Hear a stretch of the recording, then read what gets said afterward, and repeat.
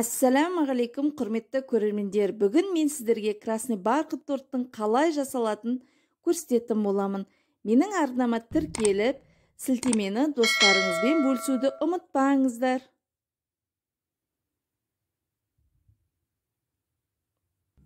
Бізге құрамына сармай, 3 жұмыртқа, какао, краситель, ұн, секер және де айран, разрыхлитель керек болады. Бірінші сармайымызды секермен жақсылап араластырып аламыз.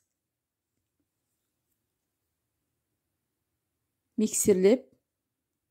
Одан кейін жұмыртқамызды бір-бірден салып отырып, жақсылап оны да миксерлейміз.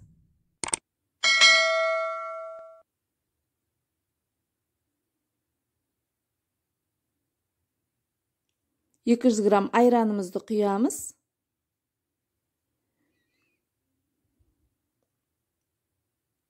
Мен ұнды, какауды, разрыхлительді үшеуін араластырып, сеткіден өткізіп қойдым. Және де оны жақсылап араластырып, миксерлеп аламыз. 200 грамм кефирден артық, 50 грамм кефирді красительмен араластырамыз, қызыл түспен.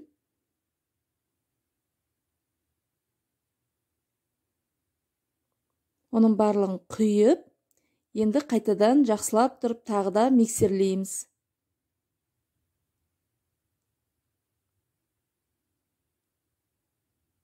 Неме араластырып болдым. Менікі қаймақтай болып, әдемі болып шықты.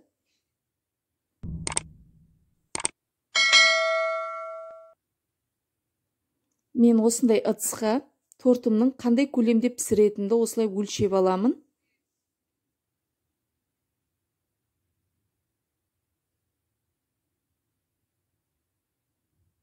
Және де бисквит құсатып, бөліп екіге құятын боламын. Сіздер корж қылып та пісірулеріңізге болады, бірақ өздеріңіздің пештеріңізге салып отырып, қарап отырып пісіресіздер. Каждый коржик 7 минут, 8 минуттан пісіп кетеді. Менде уақыт тығыз болғандықтан осылай пісірдім, және де ортасын осылай кестім. Педмол, творожный сырымыз, секерімізді, творожный сырымызды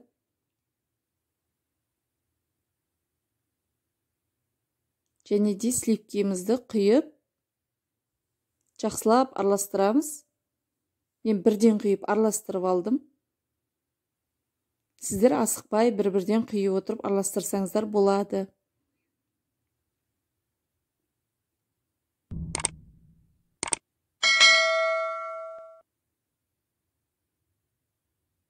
Міне осылай салып аламыз мешогымызға.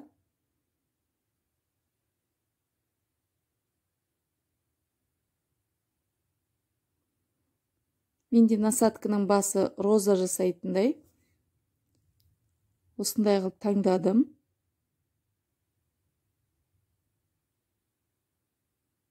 Осылай әдемілеп роза жасауларыңызға болады, или болмаса ирек қылып та айналдыруыңызға болады. Өздеріңіз қалауыңыз бойынша.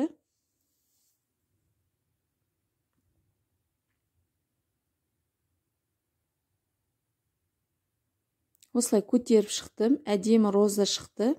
Және де 4 қатарын осылай жасап шығатын боламын.